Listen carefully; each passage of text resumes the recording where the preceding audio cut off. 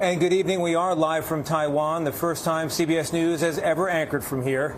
And right now I'm just about 100 miles off the coast of mainland China, where leaders of the world's two great superpowers are convening tonight. On the surface, it might look like all the action is over there, where we will soon see images of President Trump and Xi Jinping as they negotiate the Iran war, tariffs, critical minerals, trade, and more. But if you zoom out from the state visit, you see one of the most important geopolitical stories of our time. And the big question tonight, will China under Xi Jinping try to take over Taiwan, risking war and economic catastrophe? This is what could happen here on these shores and in these streets if Xi decides to invade. He has already instructed his military to be ready to take this island by 2027. And Taiwan is, in the blunt words of Xi, the most important issue between his country and ours. In other words, while the food will be served in Beijing, the meal, in many ways, is right here. We have a team of correspondents on this story tonight with me in the region, including Weijia Jiang and Anna Korn in Beijing. And we're going to begin with Weijia, our senior White House correspondent who is traveling with the president tonight. Weijia, good evening. Good evening, Tony. These two world leaders will see each other face to face for the first time on this trip during an elaborate welcome ceremony for President Trump in just a few hours. This two-day visit is meant to signal stability to the rest of the world, showing that competition between the U.S. and China is not escalating into confrontation.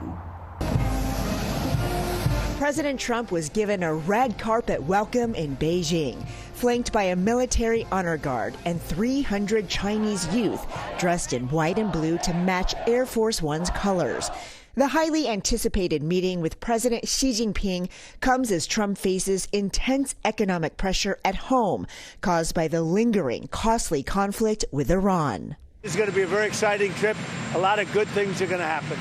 Trump regularly praises Xi and calls him a friend, but Xi sees Trump differently, according to Evan Medeiros, who served as President Obama's top advisor on China. I think he sees him as a leader that lacks strategy, a leader that's very impetuous, somebody who's driven by instinct and impulse. The Chinese look at Donald Trump as somebody that they can manipulate, because what the Chinese want more than anything right now is stability. Trump said he will ask Xi to open up China and brought a large entourage of American CEOs with him, including Elon Musk, Jensen Huang of NVIDIA, and Apple's Tim Cook, a group of companies worth more than $16 trillion. Their presence highlights Trump's focus for the trip: new business and trade deals.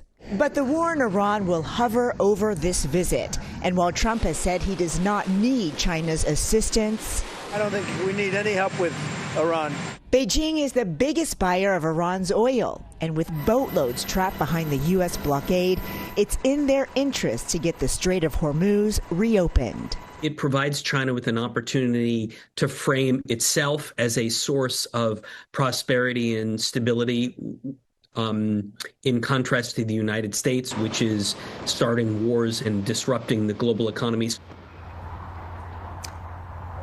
During Trump and Xi's last meeting back in October, the two reached a truce that halted a fierce trade war. But China wants even more tariffs relief, and they are expected to announce new plans to purchase more American beef, soybeans, and Boeing aircrafts. Tony?